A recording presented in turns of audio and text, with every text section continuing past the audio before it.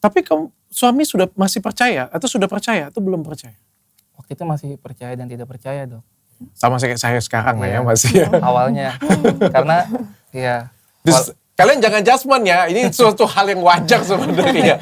Kalaupun yang bawa podcast ini dokter dari luar negeri pun juga aku pikir sama juga. Sama. iya. Iya. Nah, kamu antara percaya dan nggak percaya ya? Awalnya, Dok. Awalnya. Awalnya. Lalu kamu percaya? Akhirnya kamu percaya dong berarti? Akhirnya percaya, Dok. Ketika saya melihat langsung istri saya itu resah.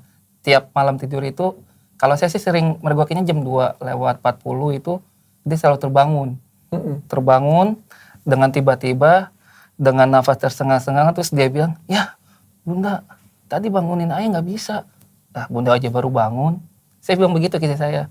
Enggak deh, tadi Bunda bangunin ayah, minta tolong. Itu hampir tiap malam jam 2.40.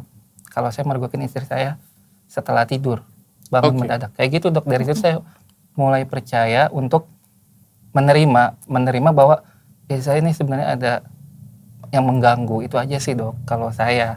Tapi sebagai suami berusaha untuk menenangkan.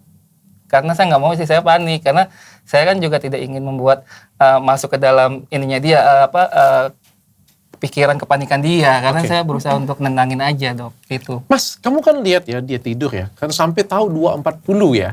Pada waktu itu kamu lihat gak detik-detik sebelum dia bangun, memang dia gelisah atau dia tidur aja biasa, habis itu dia bangun. Terus dia bilang, Mas, saya itu mau bangunin kamu gak bisa. Atau kamu melihat dia memang dia kayak, Mas. Kalau saya cuma lihat gelisah gerakannya aja, Dok. Gelisah gerakannya aja.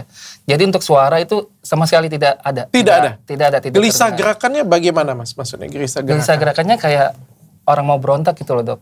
Kayak mau berontak begini, mau bangun tapi dia nggak bisa. Jadi masih tetap telentang, tetap di ranjang kayak gitu. Itu kenapa saya bisa tahu jam 2.40? Biasanya saya suka begadang, Dok. Karena saya suka naruh kendaraan itu kan nggak bisa masuk ke dalam rumah. Pintunya kecil, jadi saya selalu naruh kendaraan di luar. Saya selalu antisipasi tidur di ruang tamu, tapi saya sering ngelihat anak sama istri saya tidur. Saya sering nengokin ke kamar, gitu sih, Dok. Makanya saya juga paham, jam 2.40 pasti ntar dia bangun lagi. Istri saya ini, pasti begitu, Dok, tiap malam.